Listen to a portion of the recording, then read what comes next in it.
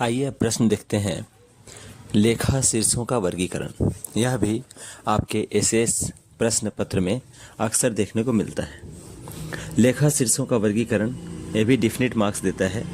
20 marks का प्रश्न आएगा और या कभी 5 रहेगा तो कभी 10 लेखा शीर्ष वर्गीकृत करने के लिए पूछा जाएगा। और इसमें डेफिनेट 20 मार्क्स रहेगा। लेखा शीर्ष या मुख्य शीर्षों, लघु शीर्षों का वर्गीकरण से संबंधित किताब है, उससे देखते हुए इस आंसर को बनाना है। संघ तथा राज्यों के मुख्य तथा लघु शीर्षों की सूची इस प्रकार से एक बुक है, जिसे देखते हुए इसे हमें फाइंड करना है। ये थोड़ा टफ होता है। वित्तीय अधिकार प्रत्यायोजन या वित्तीय अधिकार पुस्तिका में जिस प्रकार से मिल जाता था उससे थोड़ा टफ होता है। फिर भी सबसे आगे देखते हैं शासकीय लेखा का स्वरूप कहाँ से आया है। तो शासकीय लेखा का स्वरूप छत्तीसगढ़ वित्तीय संहिता भाग 1 के अध्याय 15 शासकीय लेखा या लेखाओं के प्रपत्र नियम 301, 302, 303, 306 तक उल्लेखित है। 302 में लेखाओं के स्वरूप में प्रधानता वर्गीकरण को अधोलिखित इकाइयां समाहित होंगी। मुख्य शीर्ष, लघु शीर्ष, उपशीर्ष, विस्तृत शीर्ष तथा व्यय शीर्ष, ऐसा उल्लेखित है। तथा 303 में नियंत्रण एवं महालेखा परीक्षक द्वारा प्रसारित एक पृथक पुस्तिका जिसका नाम केंद्र तथा राज्यों के आय एवं व्यय के मुख्य एवं लघु शीर्ष की सूची होगी, जिसके अधीन पर मुख्य शीर्ष और लघु शीर्ष का निर्धारण किया जाएगा। जिस प्रकार से लिखा हुआ है कि नियंत्रण एवं महालेखा परीक्षक के द्वारा जारी किया जाएगा, मतलब एक केंद्र सरकार के द्वारा जारी किया जाएगा। और विस्तृत शीर्ष तथा व्यय शीर्ष या अन्य उद्देश्य शीर्ष जो होंगी और राज्य सरकार के वित्त विभाग के द्वारा जारी किया जाएगा, जिससे लेखाओं को वर्गीकृत किया जा सके। इम्पॉर्टेंट प्रश्न यह है कि ये क्या है भाई, मुख्य शीर्ष क्या है। तो सामान्य से अपनी समझ ऐसा विकसित कीजिए कि जिस प्रकार हम अपने रुपयों को, अपने पैसों को रखने के लिए कुछ खाता खोल के रखते हैं, अकाउंट खोल के रखते हैं, उसी प्रकार से गवर्नमेंट ने अपने सभी पैसों को, संचित निधि के, आकस्मिक निधि के, लोक लेखा निधि के, सभी पैसों को, सभी प्रकार के आय और व्यय को रखने के लिए इस प्रकार का अकाउंट नंबर खोल के रखा है, जो लेखा शीर्ष के रूप में है। 4 डिजिट का ही उनका अकाउंट नंबर है लेखा शीर्ष के रूप में। तो इस प्रकार से केंद्र सरकार ने लेखा शीर्ष का निर्माण किया और इसके आधार पे हम पूरे लेखाओं का वर्गीकृत करते हैं। कुछ सामान्य से प्रश्न ये भी हैं कि महालेखाकार के कार्य क्या हैं, कोषालय के कार्य क्या हैं। तो एक लाइन में इंटरव्यू में बोला जा सकने वाला आंसर यही है कि महालेखाकार का कार्य संबंधित राज्य के लेखाओं का संधारण है।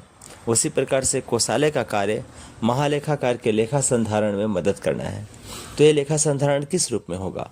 तो ये लेखा संधारण ही मुख्य शीर्ष, लघु शीर्ष, उपशीर्ष, विस्तृत शीर्ष, उद्देश्य शीर्ष के रूप में पैसे का आय और व्यय के रूप में होगा।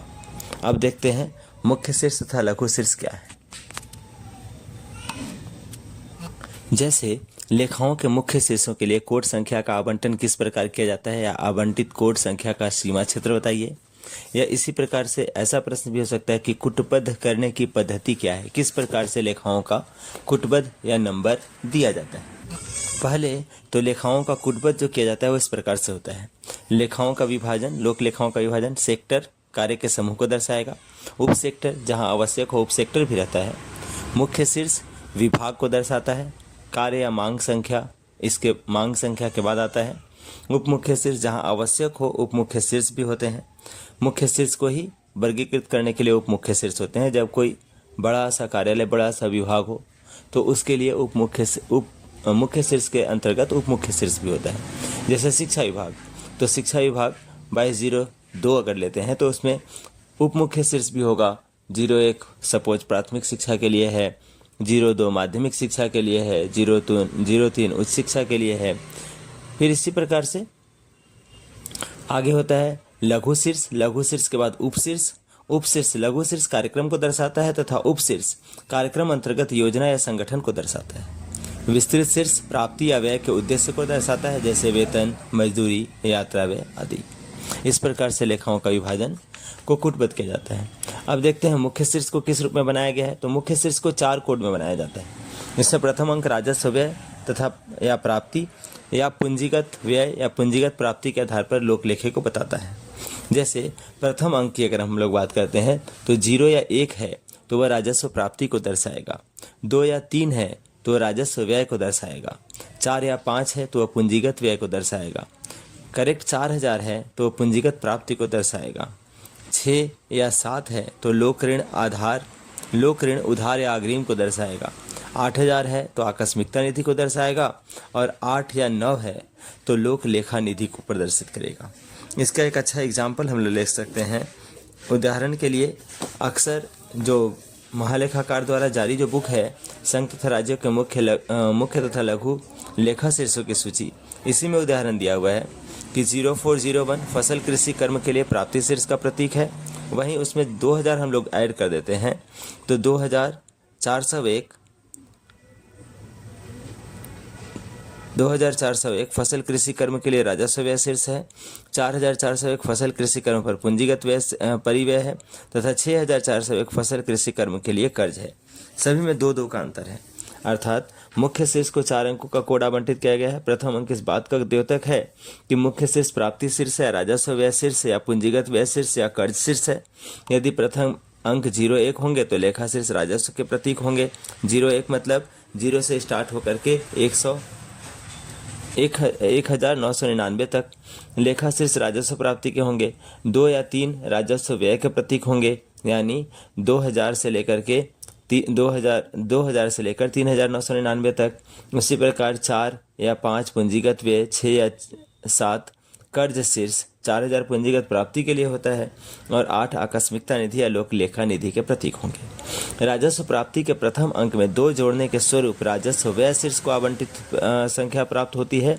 इसमें 2 अंक जोड़ने से पूंजीगत व्यय शीर्ष और 2 और जोड़ने से कर्ज लेखा शीर्ष प्राप्त होती है। इस प्रकार से फसल कृषि कर्म के लिए 0401, फसल कृषि कर्म के लिए राजस्व तथा प्राप्ति के लिए और राजस्व व्यय के लिए 2401, उसी प्रकार पूंजीगत परिव्यय के लिए 4401 और कर्ज के लिए 6401 का हेड आवंटित है। यद्यपि ऐसी पद्धति उन विभागों के लिए संगत नहीं है जो पूंजीगत नहीं है, जो पूंजीगत कर्ज या लोक लेखा में नहीं खोलते हैं, जैसे पूर्ति विभाग, राजस्व विभाग आदि। यद्यपि कुछ मामलों में जिनमें की प्राप्ति व्यय अत्यधिक नहीं है, कुछ मुख्य शीर्षों को एकल संख्या के अधीन मिला दिया जाता है और इससे इस संख्या के अधीन मुख्य शीर्ष ही उप मुख्य शीर्ष होते हैं।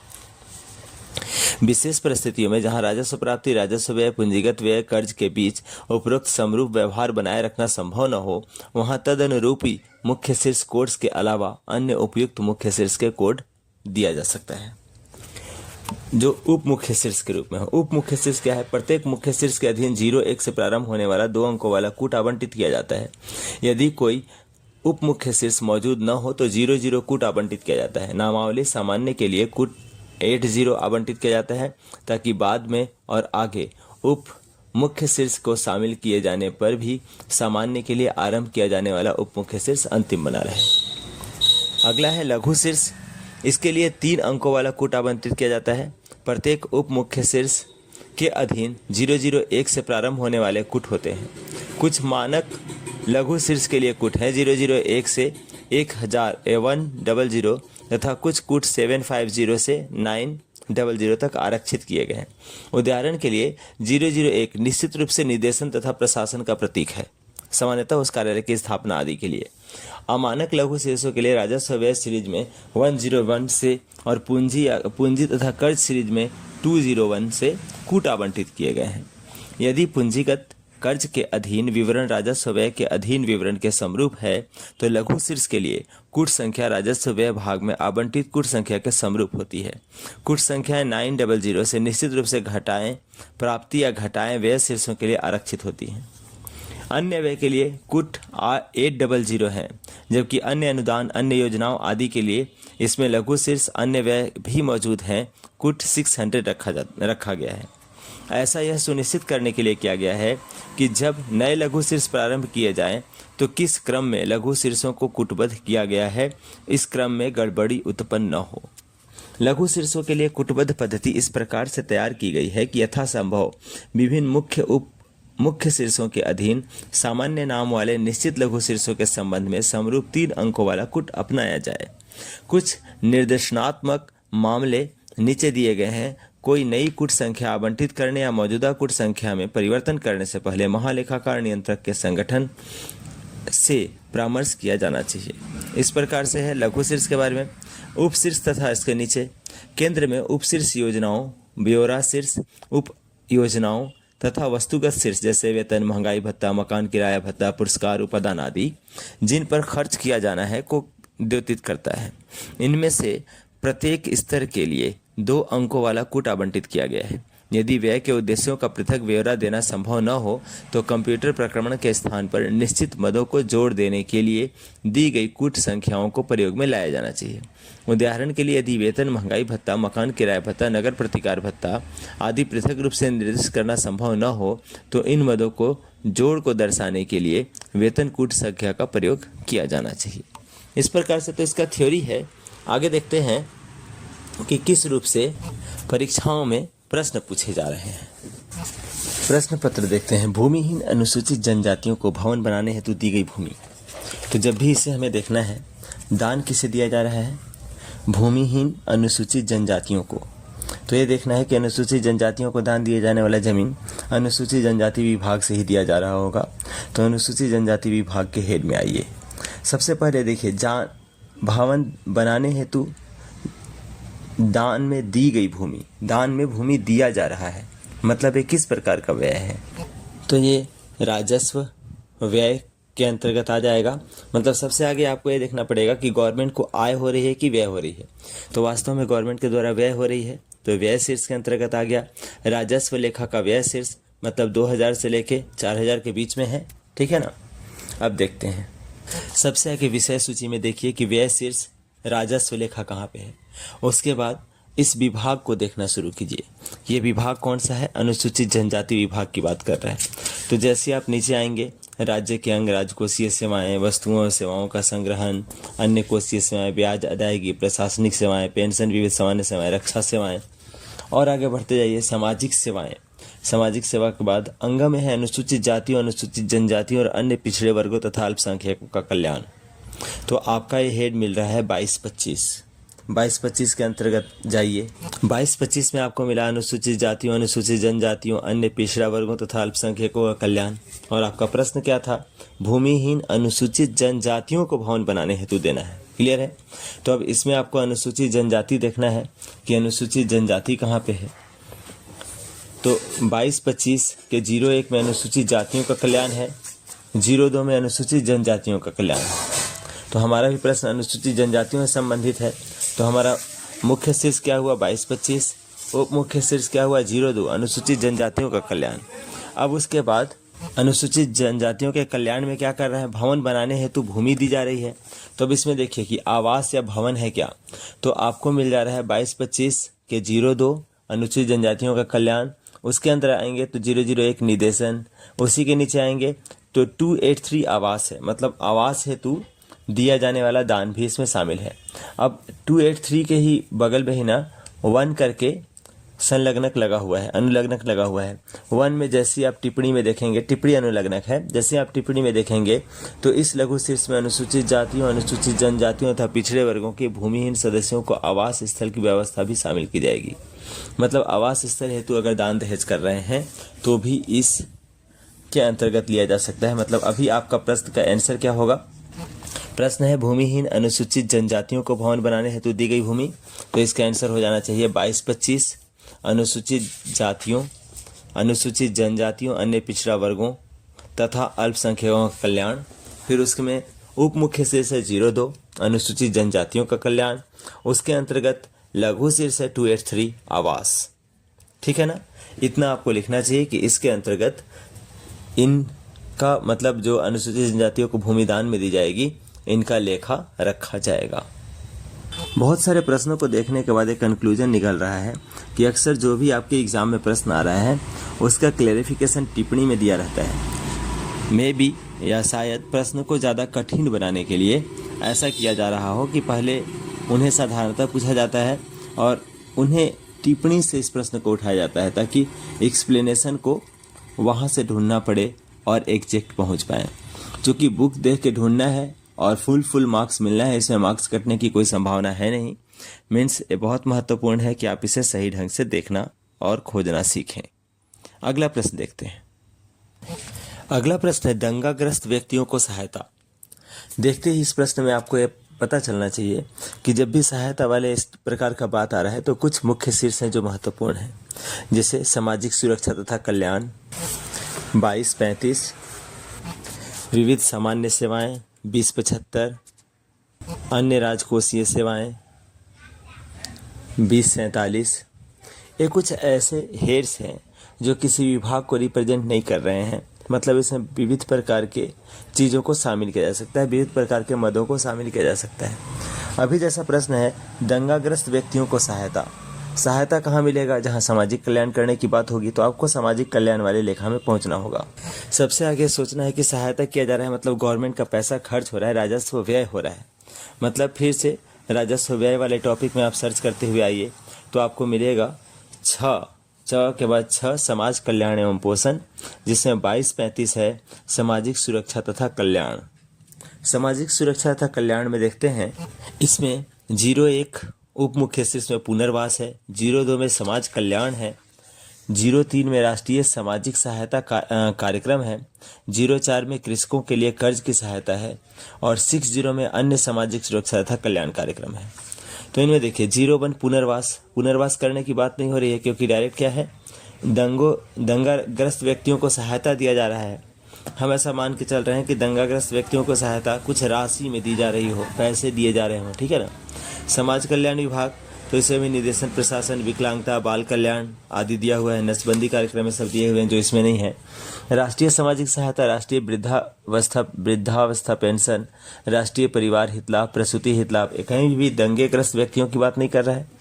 कृषकों के लिए कर सहायता या कृषि ऋण माफ, ये बहुत महत्वपूर्ण है। आपके एग्जाम में जब भी आए तो कृषि ऋण माफ करने से संबंधित कहाँ पे है, तो है 22-35, 04 कृषकों के लिए कर सहायता और 101 कृषि ऋण माफ।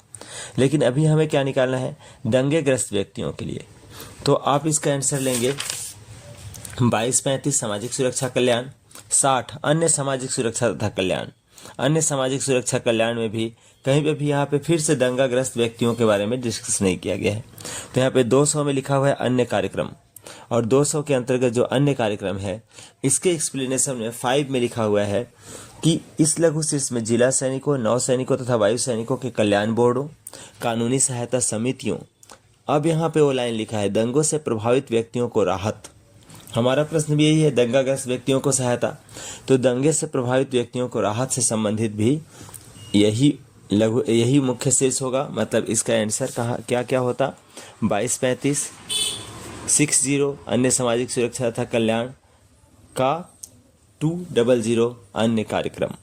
इस प्रकार से इसका आंसर दिया जाना होता। अगला प्रश्न है योगा पर खर्च। यहाँ पे भी खर्च करने की बात कर रही है, गवर्नमेंट व्यय कर रही है, राजस्व व्यय वाले लेखा में। योगा कहाँ पे होगा, तो 2204 खेलकूद तथा युवा सेवाएं हो जाएंगी। उसी में 101 व्यायाम शिक्षा है, तो इसका आंसर हो जाएगा 2204 खेलकूद तथा युवा सेवाएं। उपशीर्ष 00 रहेगा तथा लघु शीर्ष 101 व्यायाम शिक्षा। व्यायाम शिक्षा के अंतर्गत योगा को कंसीडर किया जा सकता है, ठीक है ना। अगला प्रश्न है मृत शासकीय कर्मचारियों को परिवार को की गई पेशगियां। इनके लिए भी 22-35 सामाजिक सुरक्षा कल्याण, अन्य सामाजिक 60 अन्य सामाजिक सुरक्षा तथा कल्याण कार्यक्रम का 200 अन्य कार्यक्रम 5, जिसमें इस लघु शीर्ष में जिला सैनिकों के, नव सैनिकों तथा वायु सैनिकों के कल्याण बोर्ड, कानूनी सहायता समितियां, दंगों से प्रभावित व्यक्तियों को राहत, सेवा में रहते हुए मरने वाले मंत्रियों, सरकारी कर्मचारियों आदि के परिवारों को अनुग्रहपूर्ण अदायगी। यहीं पे इसका अर्थ हो गया कि मृत शासकीय कर्मचारियों के परिवारों को दी गई पेशगियां, ठीक है ना। सेवा में रहते हुए मरने वाले मंत्रियां, सरकारी कर्मचारी आदि के परिवारों को अनुग्रह अदायगियां।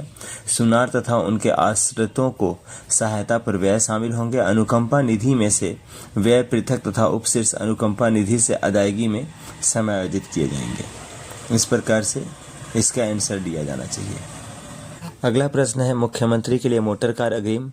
तो सबसे पहले देखिए यह व्यय किया जा रहा है, तो राजस्व लेखा का व्यय शीर्ष में आइए। व्यय शीर्ष में 2012 में राष्ट्रपति, उपराष्ट्रपति, राज्यपाल या संघ राज्य क्षेत्रों के प्रशासक का जिक्र है। इसी में आंसर होना चाहिए 2013 मंत्रिपरिषद का 800 अन्य व्यय। यहाँ पे मंत्रिपरिषद में ही एक एक्सप्लेनेशन दिया हुआ है कि मंत्री शब्द में प्रधानमंत्री और मुख्यमंत्री शामिल है। यहाँ पे भी लिखा हुआ है मुख्यमंत्री के लिए मोटर कार अग्रिम तो यहाँ पे लेंगे 2013 मंत्रिपरिषद और 800 अन्य व्यय के अंतर्गत मोटर कार का अग्रिम लिया जा सकता है। मतलब इसका आंसर हो जाएगा 2013 मंत्रिपरिषद और 800 अन्य व्यय। अगला प्रश्न है कि शरणार्थी राहत के लिए राज्य सरकारों से अंशदान। यहाँ पे शरणार्थी राहत के लिए राज्य सरकारों को अंशदान होना चाहिए, जो राज्य सरकार को मिलने वाले अंशदान है, अनुदान है। क्लियर है? केंद्र सरकार से राज्य सरकार को जो सहायता के रूप में मिलेंगे उस अनुदान की बात हो रही है। प्रश्न क्या है? शरणार्थी राहत के लिए राज्य सरकारों को जो अंशदान या अनुदान मिल रहे हैं। क्लियर है? तो इससे संबंधित राज्य सरकार सहायता तथा अनुदान या अंशदान, ये मुख्य शीर्ष, चूंकि सबसे पहले ये सोचिए कि क्या ये पैसा आया या गया। वास्तव में केंद्र सरकार राज्य सरकारों को पैसा दे रही है। क्लियर है? मतलब हमारे यहाँ से पैसा, हम ही को पैसा प्राप्त हो रहा है, राज्य सरकार के पक्ष में पैसा प्राप्त हो रहा है, तो ये राजस्व प्राप्ति के शीर्ष में आना चाहिए। और राजस्व प्राप्ति में सहायता अनुदान तथा अंशदान एक टॉपिक है जिसमें लिखा है 1601 केंद्रीय सरकार से सहायता अनुदान। केंद्र सरकार से सहायता किनको मिल रहा है? राज्य सरकारों को शरणार्थी राहत के लिए। तो दूसरा हो जाएगा 02 राज्य संघ क्षेत्र की योजनागत स्कीमों के लिए अनुदान। और इसमें लिखा हुआ है, तो केंद्रीय सरकार, इसमें लिखा हुआ है अन्य अनुदान। मतलब इसका आंसर हो जाएगा 1601 केंद्रीय सरकार से सहायता अनुदान, 02 राज्य एवं संघ क्षेत्र की योजनागत स्कीमों के लिए अनुदान तथा 800 अन्य अनुदान। इसी प्रकार से एक और दूसरा प्रश्न देखते हैं। जब लिखा रहेगा से, मतलब इस प्रकार से लिखा रहेगा। अब इसका दूसरा पार्ट देखते हैं, शरणार्थी राहत के लिए राज्य सरकारों से अंशदान। तो इसके संबंध में जानने के लिए हमें जाना पड़ेगा 0075 विविध सामान्य सेवाएं, और इसके अंतर्गत ये देखना पड़ेगा कि कहाँ पे है।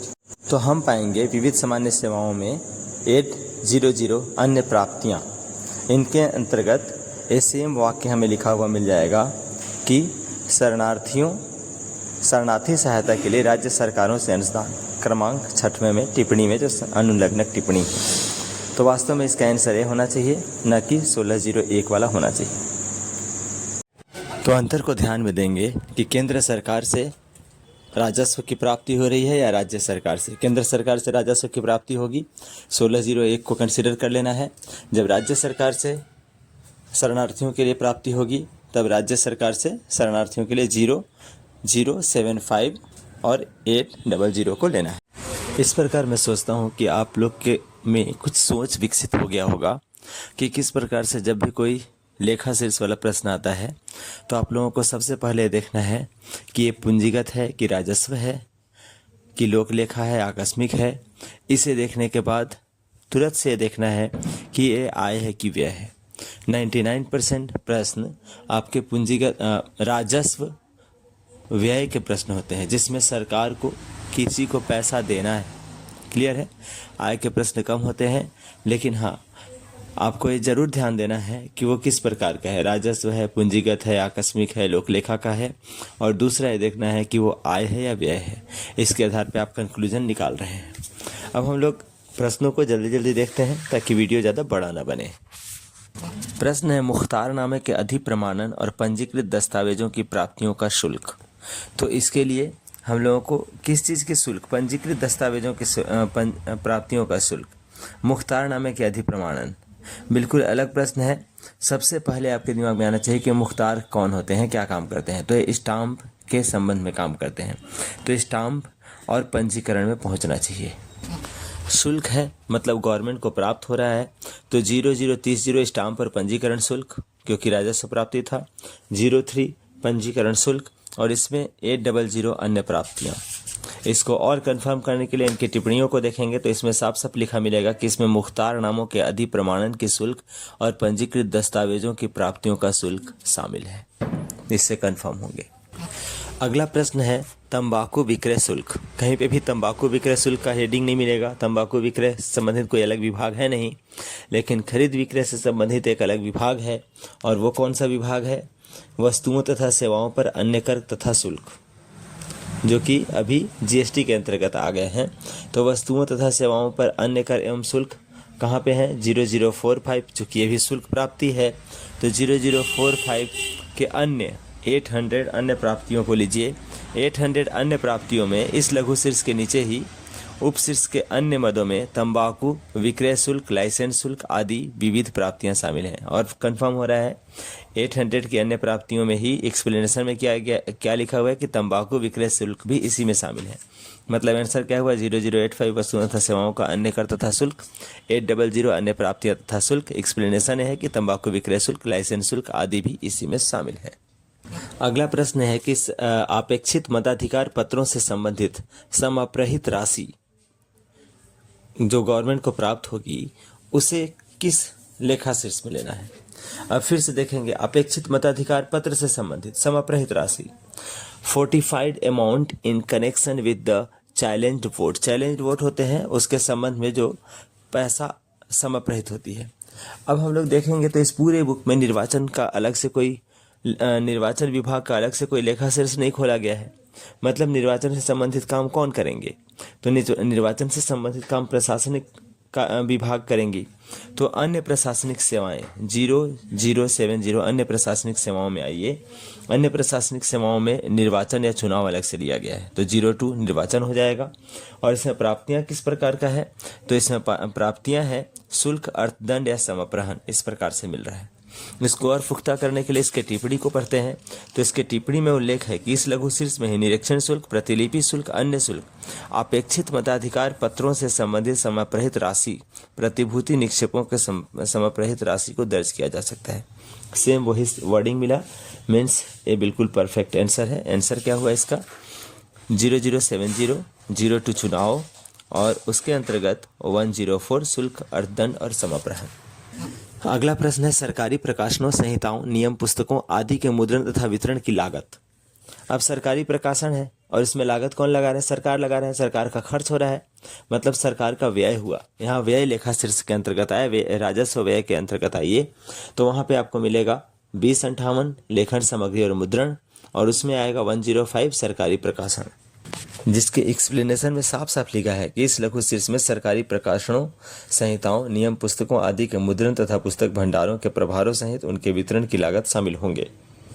तो इस प्रकार से वितरण की लागत की ही बात कर रहा था, सेम वही वर्डिंग मिला। ये परफेक्ट आंसर है 2050 लेखन सामग्री तथा मुद्रण के अंतर्गत 105 सरकारी प्रकाशन।